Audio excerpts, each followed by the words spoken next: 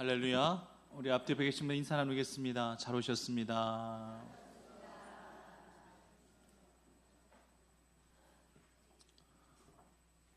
이번 헝가리에서 일어난 이 침몰 사건으로 우리나라 국민들이 또 많이 마음 아파하고 있죠. 저는 이미 몇 년 전에 이 세월호 이 침몰 사건으로 인한 아픔을 겪은 민족입니다. 그 상처와 그 아픔이 아직 아물기도 전에 이번에 또 해외에서 이런 일이 벌어지게 되었습니다. 인생 살다 보면은 재산이야 좀 잃을 때도 있을 수 있습니다. 또 건강 잠시나마 또 잃을 때도 있을 수 있습니다. 명예 그거 잃을 수도 있습니다. 하지만 생명은 한 번 잃으면 돌이킬 수 없는 것이기 때문에 더더욱 마음은 아픕니다. 6살짜리가 할머니와 어머니라고 같이 그 배에 탔다가 함께 목숨을 잃었다는 그런 기사를 접했을 때에 참 마음이 아련했습니다. 저 역시 어린 딸을 키우는 그런 입장에서 못다 핀 꽃 한 송이를 생각할 수밖에 없어서 더 마음이 아팠습니다. 우리 생명을 위협하는 것들은요, 우리 도처에서 엄청나게 많이 도사리고 있습니다. 물과 불로 인하여서 또 세균과 바이러스 또 질병 또 이런 것들을 통해서 또 천재지변이든 인재이든지 간에 사건과 사고를 통해서 우리 생명이 굉장히 위협을 받고 있어요. 욥도요 다 잃어버렸습니다. 하나님께서 사탄에게 욥의 모든 것들을 다 빼앗아가도 좋다. 단지 욥의 생명만은 네가 건들지 못할 것인지라 하나님께서 그렇게 말씀하셨어요. 그래서 욥의 생명 빼고는 욥에게 있는 모든 것들을 다 잃어버리게 했습니다. 아내, 자녀들, 그리고 재산, 물질, 건강까지 다 잃어버렸습니다. 그래도 욥에게는요 생명뿐만 아니라 잃어버리지 않은 것들이 있었습니다. 오늘 그것을 살펴보고자 합니다. 또 우리 예수님은요 우리 위해서 모든 것들을 다 내어주셨습니다. 우리 입장에서는 예수님 때문에 예수님 덕분에 가장 귀한 것을 정말 모든 것들을 다 얻은 것이지만 예수님의 입장에서 보신다는 할지라면 모든 것들을 또 가장 귀한 것을 우리 위에 잃어버리신 분이 바로 예수님이십니다. 하나님의 아들이라는 이 영광스러운 칭호와 그 영광된 그 귀한 보좌 자리 다 잃어버리시고 낮고 낮은 자의 모습으로 이 세상에 오셨습니다. 편히 쉬시고 편히 누울 수 있는 그런 모든 삶의 자리 다 잃어버리시고 이것저것 돌아다니시면서 방랑자의 삶을 사신 분이 바로 예수님이셨습니다. 그리고 마지막에 그 생명마저도 십자가에서 잃어버리셨습니다. 우리 위에 모든 것들을 다 내어주신 예수님은 우리 위에 모든 것들을 다 잃어버리신 분이셨습니다. 예수님이 이 세상에 오신 목적이요 누가복음 19장에서도 말씀하고 계시지만 인자가 온 것은 잃어버린 자를 찾아 구원하려 함이니라 분명하게 예수님은 말씀하셨습니다. 그래서 잃어버린 양의 비유, 잃어버린 동전의 비유, 또 우리가 잘 알고 있는 그러한 잃어버린 탕자, 다시 찾게 되어진 그러한 이 탕자의 비유를 통해서 다시 찾는다고 하는 것이, 잃어버렸던 것을 다시 찾는다는 것이 얼마만큼 큰 감격이고 얼마만큼 큰 기쁨인가를 비유를 통해서 예수님께서는 분명하게 말씀하셨고, 그래서 내가 잃어버린 자를 찾기 위해서 이 땅에 왔노라 예수님께서는 분명하게 말씀하신 것입니다. 욥도 많은 것을 잃어버렸습니다. 예수님은 전부를 다 잃어버리셨습니다. 하지만 이렇게 잃은 것만으로만 스토리 줄거리가 끝났단다 할지라면 우리에게 무슨 교훈이 있겠습니까?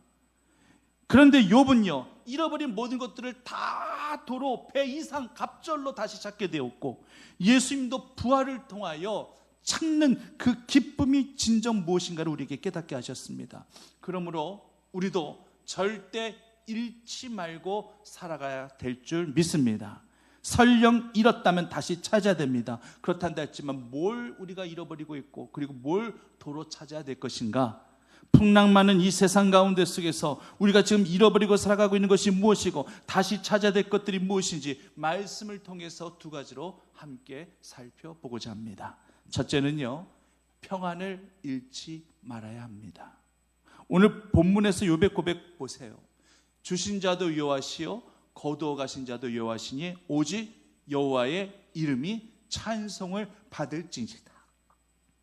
욥의 마음에 평안함이 없다 한다 할지라면 이 같은 고백이 나올 수 있겠습니까? 지금 그도 인간이에요. 그도 감정 갖고 있습니다. 왜 슬프지 않고 왜 괴롭지 않겠습니까? 지금 자신이 가지고 있는 그 모든 것들을 다 빼앗겨 버렸어요. 다 잃어버렸어요. 건강 잃고 재산 잃고 자녀 잃어버리고, 이 상황 가운데 속에서 지금 욥이 이 같은 고백을 하고 있는 것입니다. 욥에게는 잃지 않은 것이 있었습니다. 그것은 바로 하나님께서 주시는 평안함이었습니다. 위로부터 허락하시는 이 평안함이 결국에는 이 같은 괴로움과 이 같은 슬픔, 이런 극한 아픔과 슬픔들과 고통들을 다 물리치게 한 그 원동력은 하나님께서 허락하신 그 위로와 하나님께서 허락하시는 평안함이었다는 것입니다. 요한복음 14장 27절 말씀에서 평안을 너에게 끼치노니 곧 나의 평안을 너에게 주노라. 내가 너에게 주는 것은 세상이 주는 것과 같지 아니하니 너는 마음에 근심도 말고 두려워하지도 말라. 평안의 본질, 평안의 실체, 평안의 근원은 오직 예수 그리스도이심을 기억하시기를 바랍니다. 욥은 당황하죠. 괴로웠죠. 매우 슬펐습니다. 하지만 이런 감정을 추스릴 수 있었던 것, 이런 감정들을 극복할 수 있었던 것은 하나님이 허락하신 평안함이었습니다. 신약의 말씀으로 본문으로 다시 돌아옵니다. 갈릴리 호수는요, 갈릴리 바다라고 이야기할 정도로 어마어마하게 그렇게 넓다고 합니다. 근데 이 갈릴리 호수는요, 언제 어느 때에 돌변하려는지 몰라요. 이렇게 돌변하는 거 별로 안 좋아요. 사람도 갑자기 돌변하면은요, 사람이 무섭게 느껴지잖아요. 늘 변함없는 사람을 우리가 원하지 않습니까? 근데 잔잔해 보이는 이 바다, 이 호수도 어느 순간 갑작스런 풍랑으로 그렇게 돌변하게 되더라는 얘기예요. 그렇게 큰 풍랑을 변할 때는요, 생명의 위협을 느끼기에 충분한 바다입니다. 본문의 상황이 그래요. 잔잔한 것 같아서 지금 배를 타고 움직이고 있는데 갑작스럽게 풍랑이 불어닥침을 말미암아 배 안에 물이 다 지금 들어오게 생겼고, 지금 다 배는 가라앉게 생겼고, 생명의 위협을 느낀 그런 제자들이 지금 급히 예수님을 깨고 있는 그런 장면이 오늘 본문에 언급되고 있습니다. 지금 예수님 뭐 하고 계십니까? 풍랑 속에서도 잠을 주무시고 계십니다. 본문에 보니까 베개까지 딱 빼시고 그렇게 잠을 주무시고 계시는 그런 예수님의 모습을 보게 됩니다. 어떻게 이런 상황 속에서 어떻게 이렇게 주무실 수 있었을까? 아직 저녁 때인데 이런 식으로 이렇게 잠을 주무셔야만 되는 것이었습니까? 그렇게 피곤하셔서 주무시는 것이었을까? 아니면은 에이 나 몰라라 낙천가이기 때문에 이렇게 주무셨던 것인가? 아니면은 무슨 일이 일어나도 어차피 살 사람은 살고 죽을 사람은 죽는다라는 그런 운명론에 입각해서 이렇게 마음 편안하게 잠을 주무시고 계시는 것인가? 다 틀렸습니다. 절대 아닙니다. 방금 전에 말씀드렸던 것처럼 평안의 본질, 평안의 본체, 평안의 이 근원이 바로 예수 그리스도임을 직접 보여주시고 계시는 거예요. 물론 세상도요, 나름대로 평안을 약속하기는 해요. 우상도, 종교도, 미신도, 철학, 운명, 점치는 사람 다 이들이요, 이렇게 하면은 평안해질 거라고 다들 그렇게 얘기하고 약속합니다. 그러나 그 모든 세상이 주는 평안은 다 거짓 약속이죠. 다 속임수입니다. 수백 수천만 원 수억짜리 부적과 우상이 과연 살아있는 사람에게 무슨 평안을 가져다 주겠습니까? 굿을 잘하기 위해서 용하다는 그런 무당을 찾아가지고 굿을 하기 위해서 바치는 액수가 얼마 정도 되는 줄 아십니까? 적게는 몇백에서부터 몇천, 몇억, 심지어는 몇십억까지 하는 경우가 있다라고 하는 거예요. 우리 크리스찬들 하나님 앞에 드리는 액수보다 훨씬 큽니다. 사람들이 이 용한 무당이나 그리고 점집을 찾아가지고 점치는 사람에게 받은 부적 얼마나 소중히 여기는지 아십니까? 몸의 신체의 일부인 양 딱 붙여놓고 바지춤에 아니면 속옷 그 안에다가 집어넣는 그런 사람들도 얼마나 많은지 몰라요. 그렇게 신령하게 보관하겠다 이거예요. 그런데 우리 크리스찬들은 하나님의 말씀, 이 성경책 우리가 얼마만큼 신령하게 소중하게 보관하면서 그렇게 살아갑니까? 아마 이런 말씀 드리면은 이런 생각하실 분도 계실 거예요. 목사님, 저는 성경책 얼마나 잘 보관하는데요. 주일날 교회 다녀오면 얌전하게 책꽂이에다가 잘 보관했다가 그 다음날 주일날 오면 다시 꺼내가지고 훅 하고 먼지 한번 털어버리고 그냥 다시 가지고 오는 걸요. 이게 보관입니까? 제가 말씀드린 보관은 이런 게 아니지 않습니까? 성도님의 손때를 묻히시며 한 장 한 장 침도 발라가시면서 손때도 묻혀가시면서 정말 하나님의 말씀이 내 안에 들어올 수 있게끔 이렇게 하나님의 말씀을 주야로 묵상하고 상고하는 것이, 이것이 바로 성경책을 보관하는 방법이 아니겠습니까? 미신을 섬기고 우상을 쫓아 살아가는 사람들을 우리는 절대 신앙이라고 부르지 않아요. 그냥 미신을 쫓는 자라고 얘기해요. 이런 사람들에게 무슨 평안함이 있습니까? 본인들은 평안함이 있다고 얘기하는지 몰라요. 그런데 그건 평안이 아니에요. 왜냐하면 자신들이 돈 주고 산 부족이기 때문에 이거 소유해야지 나는 평안하다고 그냥 믿는 자기 체면밖에 안 된다는 얘기예요. 자기 주문밖에 안 된다는 얘기예요. 절대 평안함이 없습니다. 오직 평안은 예수 그리스도를 통해서만 주어지는 줄 믿으시기를 바랍니다. 풍랑 속에서는요, 인간의 처세술, 인간의 경력, 기술 이런 거 전혀 필요 없어요. 아무것도 필요가 없는 겁니다. 예수 외에는 아무런 평안이 없다는 얘기예요. 독일의 그 슈멀크 목사님이 하루 신방을 마치고 배를 타고 집으로 돌아가는 중에 그 마을, 그 근역에 연기가 막 불타오르는 것을 보게 됩니다. 불이 난 거예요. 화재가 난 거예요. 어느 집에서 큰 불이 났구나 하면서 점점 가까이 가다 보니까 웬걸요? 자기 집이에요. 자기 집에서 불이 탑니다. 아뿔싸 집에 두 아들이 있었었는데 급한 마음에 불구덩이 속으로 들어가 보니까 두 아들이 새까맣게 타 죽고 말았습니다. 이 같은 상황 속에서 어린 자식을 그렇게 먼저 보내야 되는 이 같은 상황을 어떻게 그 비통함을 달랠 수 있었겠습니까? 슈멀크 목사님도 인간이에요. 감정 갖고 있어요. 괴롭습니다. 펑펑 울었습니다. 하지만 이내 마음을 추스리고 하나님 앞에 찬송시를 써가지고 하나님 앞에 이렇게 고백하지 않습니까? 그 찬송시에 곡을 붙인 것이 저희가 즐겨 부르는 찬송가 549장이에요. 내 주여 뜻대로 행하시옵소서. 온 몸과 영혼을 다 주께 드리니. 다 같이 할까요? 이 세상 고락한 주 인도하시고 날 주가 나셔서 뜻대로 하소서. 내 주여 뜻대로 행하시옵소서. 내 주여 뜻대로 행하시옵소서. 예수님의 기도가 생각이 납니다. 하나님이시여 할 수만 있으시면 이 잔을 내게서 돌리시옵소서. 그러나 내 뜻대로 마옵시고 아버지의 뜻대로 하옵소서. 자식들 먼저 하나님 곁으로 보낸 욥이 고백합니다. 주신 자도 여호와시고 거두어 가신 자도 여호와시니 오직 여호와 이름만 찬송을 받을지니이다. 성도님들, 하나님 앞에 뜻을 정하여 나가는 삶에는요, 기도가 있고 찬양이 있고 감사가 있습니다. 욥이 이 같은 상황 가운데 속에서도 하나님 앞에 기도를 올려드리고 있고 감사를 올려드리고 있는 것을 보게 되죠.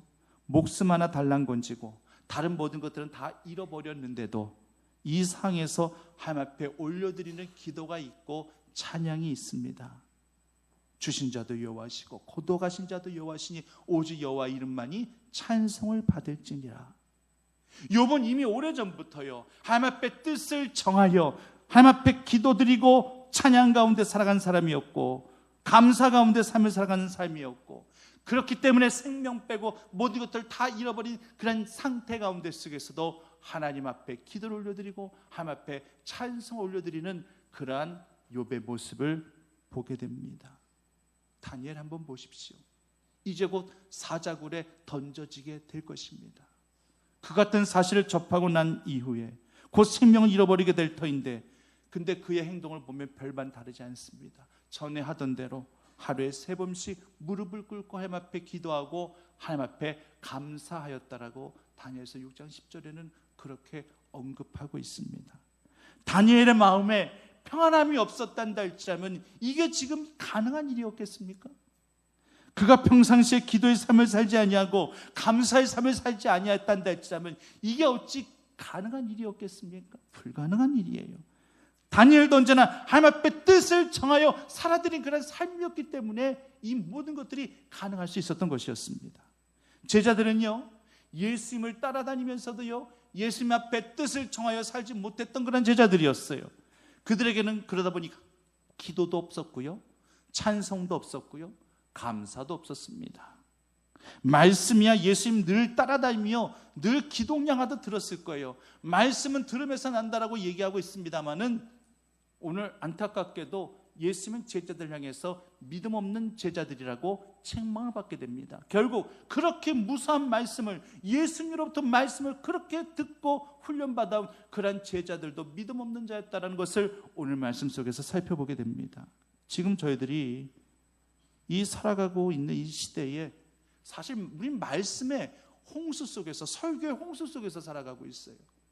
구태여 교회 나오지 않아도요, 집에서요, 인터넷을 통해서 방송을 통해서든지 내가 듣고 싶은 원하는 그런 목사님의 설교 아주 쉽게 접할 수가 있습니다. 그리고 지금도 각 교회 강단에서는 또 하나님의 말씀이 이렇게 또 선포되어지고 있습니다. 말씀의 홍수 속에서, 설교의 홍수 속에서 그렇게 살아가고 있습니다. 하지만 그렇단다 할지라면은 정말 그렇게 말씀이 울려 퍼지고 말씀이 선포되어진단다 할지라면 정말 그 말씀을 듣는 그런 크리스찬들은 모두 다 말씀을 깨닫고 삶 가운데 실천하며 제 가운데서 벗어난 그런 삶을 살아야 되는 것이 마땅하고는 어찌 현실은 그렇습니까?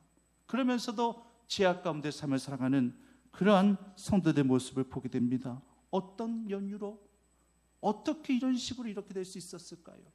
말씀의 홍수라고 하는데 이건 참 불편한 진실이지만 말씀의 홍수 속에 결국 말씀의 부재를 말씀드릴 수밖에 없습니다. 말씀의 홍수에 말씀의 부재가 과연 무엇을 의미하는 것이겠습니까? 무수하게 하나님의 말씀이 울려 퍼진단다 할지라도 그 말씀이 내 말씀으로 내 삶 가운데 적용하면서 실천하지 못한단다 할지라면, 내 것으로 소유 삼지 못한단다 할지라면 결국 내 삶 가운데에서는 아무런 변화가 일어나지 못하고 있다는 얘기입니다. 마치 예수님의 제자들처럼요. 그들이 그렇게 예수님의 말씀을 그렇게 듣고 또 듣고 또 듣고 했으면서도 결국에는 말씀의 부재, 말씀이 그 안에 없는 겁니다. 그러니까 믿음도 없는 겁니다. 마음의 평안함도 없는 겁니다. 그러니 이 같은 상황 가운데 속에서도 이렇게 지금 예수님께 불평과 불만을 털어놓고 있는 그런 믿음 없는 그런 이 제자들의 모습을 살펴보게 됩니다. 정말로 예수님의 말씀을요, 내 것으로 그렇게 삼고 살아간다 할지라면은 절대 기도하지 않고서는 살아갈 수가 없어요. 절대 찬송 안 하고는 살아갈 수가 없어요. 절대 감사 안 하고는 절대 살아갈 수가 없어요. 여러분들의 하루하루 삶 가운데서 얼마만큼 하나님을 찬송하고 얼마만큼 하나님 앞에 기도 올려드리고 얼마만큼 하루의 삶 가운데서 감사의 조건들을 찾아서 하나님 앞에 감사를 올려드리면서 그렇게 살아가고 있습니까? 그런 삶을 살지 못한다 할지라면은 들려지는 말씀, 선포되어지는 말씀, 읽혀지는 말씀은 홍서같이 그렇게 많단다 할지라도 내 소유를 삼지 못하기에 결국 내 마음에 평안도 없고 믿음도 없고 거룩한 신앙의 훈련도 없게 되어지는 것입니다. 성도님들, 언제나 하나님 앞에 분명한 뜻을 정하여 신앙생활 하시기를 간절히 바랍니다.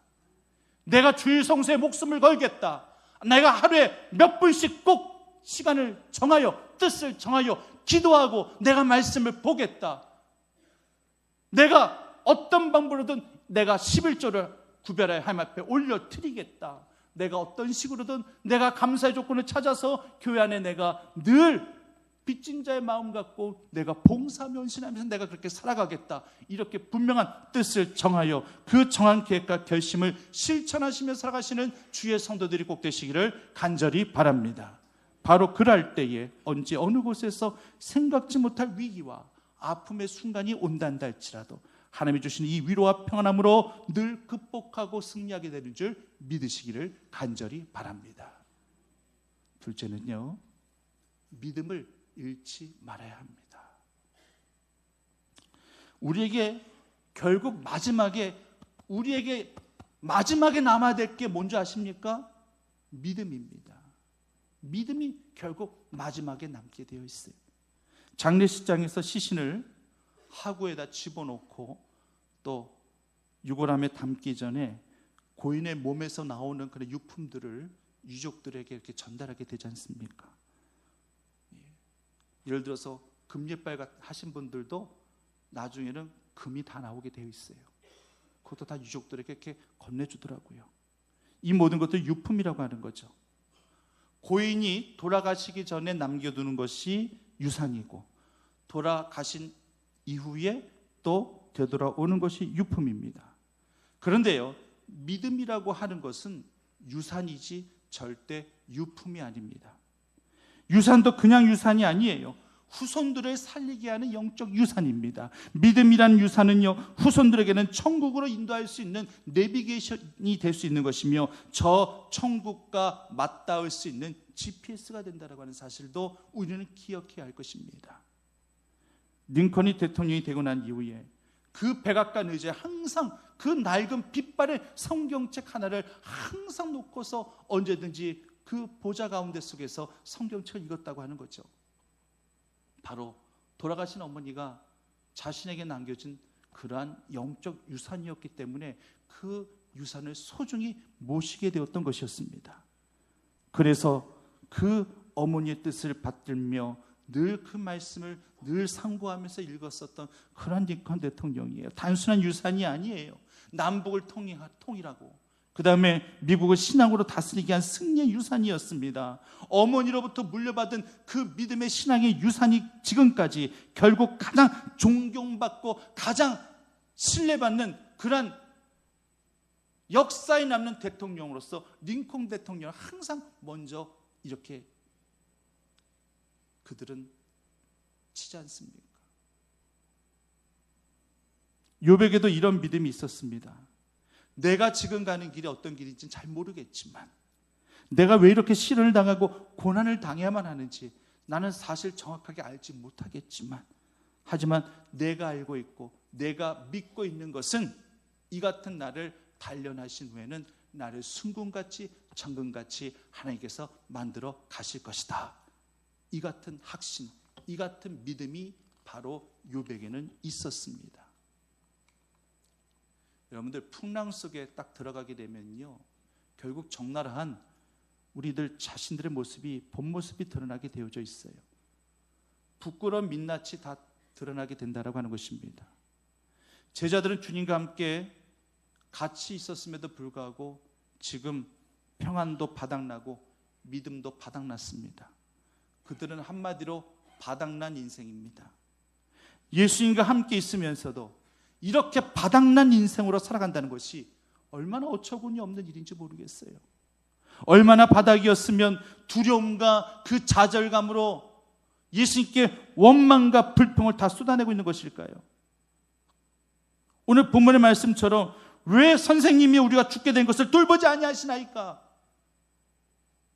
주님을 주님으로 부르지도 않고 랍비 선생으로 부르고 왜 우리를 좀 그냥 내버려두시면 어떡하냐? 왜 우리를 살려주셔야지. 여기서 잠만 주무시면 어떡합니까? 지금 때가 어느 때인데 잠만 퍼주무시고 계시는 건가? 항상요, 이 자기 생각과 자기 주관에 치우쳐 있으면 항상 불평과 불만은 나오게 되어 있어요. 예수님이 어떤 분이라는 거 제자들이 지금 모르는 바도 아니고 체험하지 못한 것도 아니고, 그러면 예수님을 믿고 도우심을 구하면 되는 거예요. 여기에 불평, 불만이 나올 이유가 없는 겁니다. 이 말투 보세요. 왜 우리가 죽게 된 것을 돌보지 아니하시나이까? 얼마만큼 짜증이 묻어나고 불평이 들어가 있는지 한번 보세요. 믿음이라고 하는 것은요, 하나님과 우리들과의 수직적인 관계뿐만 아니라 인간과 인간 사이도 얼마나 중요합니까?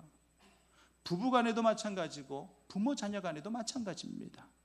서로가 서로에 대해서 믿음이 없고 불신을 갖기 시작하면 그때부터 그 가정은 지옥이에요. 지옥이 따로 있습니까? 서로가 서로를 못 믿어 불신하고 자기 생각, 자기 판단으로 그렇게 불평하면서 신뢰를 깨트리면 그게 지옥이죠. 욥은 아내가 떠났습니다. 왜 떠났나요? 욥의 아내는 하나님에 대한 믿음도 없었고요, 또 욥에 대한 그런 믿음도 없었습니다. 그녀가 하나님을 향한 믿음이 있었단다 할지라면 남편과 마음을 같이 했었을 거예요. 여보, 하나님의 뜻이 분명히 있을 거야. 우리 힘들어도 같이 이겨내십시다. 아마 이런 식으로 이렇게 남편에게 큰 힘이 되어줬을 것입니다. 같이 힘들고 같이 힘들어도 서로가 서로 의지하며 하나님 믿고 신뢰하여 나갔단다 할지라면 얼마나 좋았을까요? 그리고 설령 하나님에 대한 믿음이 좀 부족했단다 할지라도 사랑하는 남편을 믿고 그렇게 신뢰하면서 같이 나갈 수 있었단다 할지라면 얼마나 더 좋았을까요? 그런데 욥의 아내는 어땠습니까? 하나님을 욕하고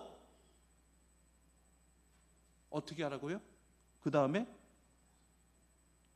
나가 죽어. 하나님을 욕하고 그냥 죽어.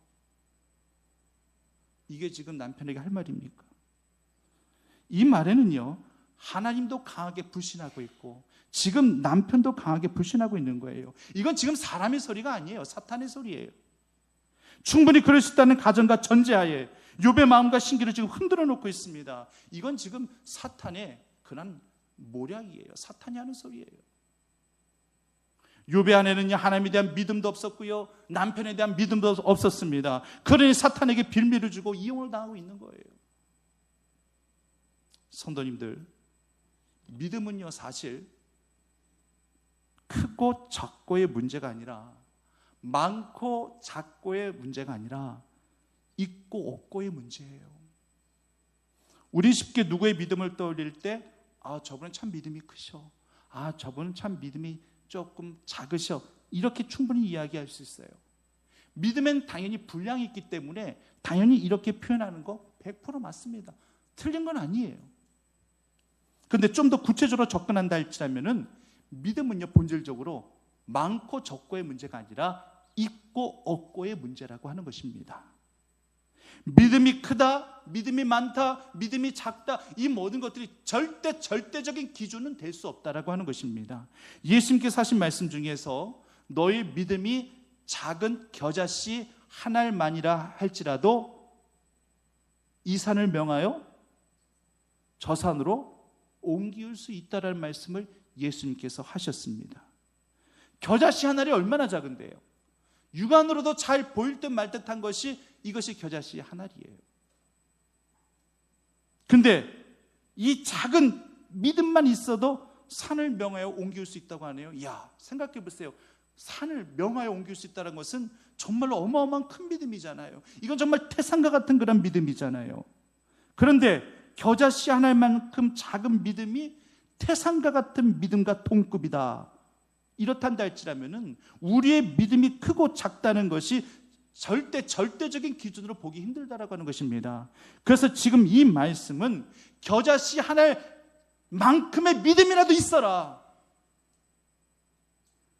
겨자씨 한 알만큼의 믿음이라도 있고 없고가 중요한 것이지 믿음의 크기가 크냐 작으냐 이건 나중 문제라는 얘기예요. 믿음의 크기 분량은 그 다음 문제고 가장 중요한 것은 겨자씨만한 믿음이라도 과연 너희들이 갖고 있느냐, 이것을 지금 말씀하고 계시는 것입니다. 지금 제자들은 겨자씨만한 그런 작은 믿음도 없어서 오늘 예수님에게 믿음이 없는 자들아 어찌 믿음이 없느냐, 이런 책망을 지금 예수님께 듣고 있는 것을 보게 됩니다. 사랑하는 우리 충북교회 성도님들은 겨자씨 하나만큼의 작은 믿음이라도 꼭 있으시기를 바랍니다. 이 정도만한 믿음이 없겠어? 뭐 이 정도 가지고 이 정도는 있겠지. 그것도 내 교만이 될 수 있어요. 내 믿음의 성분, 내가 그 성분을 조사하는 것이 아니라 하나님이 마지막에 하나님이 내 믿음의 성분을 하나님께서 조사하실 텐데, 그때 함량미달 아무것도 없네 할 수 있으시단다 할지라면 우리는 얼마나 처참합니까? 메네메네 되게 우바르신 그 벨사살 그 왕을 향해서 하나님의 손이 나와서 벽에다 쓴 거 있죠. 이제는 왕이 저울에 달렸습니다. 왕이 곧 죽음을 이제는 곧 맞이할 것입니다. 하나님의 손이 벽에다가 막 썼어요. 메네메네 되게 우바르신, 이것이 무슨 뜻인지 아십니까? 지금 말씀드렸지만 함량미달입니다. 왕은 이제 함량미달입니다. 아무런 성분이 없습니다. 그러면 왕의 나라는 이제 끝났습니다. 하나님께서 마지막에 우리의 믿음의 성분 조사하실 때에 나는 믿음이 그래도 어느 정도 몇 프로는 있는 줄 알았더니만 믿음이 없구나라고 그렇게 하나님께서 말씀하신다 할지라면 우리가 어찌 이 모든 것들을 받아들일 수 있겠습니까? 그러므로 다시 한번 말씀드립니다. 여러분들의 믿음이 겨자씨만한 믿음이란다 할지라도 이 믿음이 꼭 있으시기를 간절히 바랍니다. 믿음이 없다 해서 예수님께 책망받는 제자들이 아니라 백부장을 향해서, 이방인 백부장을 향해서 예수님께서 하셨던 말씀처럼 내가 이보다 더 큰 믿음을 보지 못하였노라, 이렇게 예수님께 칭찬받고 인정받을 수 있는 그러나 우리 충북교회 성도들 되시기를 간절히 부탁드리겠습니다. 이제 말씀을 마무리합니다. 우리가 이 세상 살아가면서 잃어버린 것들이 얼마나 많습니까? 우리의 소지품들도 자주 잊어버려요. 핸드폰도 잃어버리고 지갑도 잃어버리고 크고 작은 것도 우리가 많이 무수 잃어버리면서 그렇게 살아갑니다. 잃어버려도 괜찮은 것들이 있어요. 아, 그거 잃어버렸구나, 그거 없어도 돼, 이렇게 생각하고 찾지 않는 그러한 물건들도 있을 수 있겠지만, 우리가 핸드폰을 잃어버렸다든지 아마 우리가 지갑을 잃어버렸다든지 한다 할지라면 그거 잃어버려도 돼, 괜찮은 거야, 아마 이렇게 말씀하시고 이렇게 생각하실 분들은 아무도 한 분도 안 계실 거예요. 어떤 방법은 찾으실 겁니다. 찾으셔야만 됩니다. 그러나 더 그것보다 극진하게 찾아야 될 것은 우리의 믿음일 줄 믿습니다. 하나님께서 위로부터 우리가 허락하신 그 평강과 평안을 더 찾아야 될 줄 믿습니다. 이 위로와 이 평안함으로, 그리고 이 극진한 순전한 이 믿음을 가지고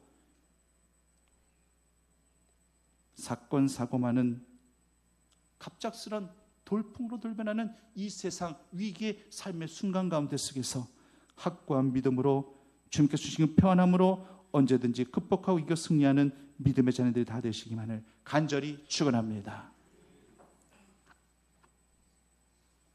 하나님, 우리가 지금 뭘 잃어버리고 있습니까? 뭘 놓치고 있습니까? 믿음이라는 거 잃어버려도 괜찮아, 이렇게 생각할 수 있는 것일까요? 평안함이라는 거 괜찮아, 잃어버려도 괜찮아, 이렇게 생각할 수 있는 것이겠습니까? 안 됩니다. 절대적으로 안 됩니다.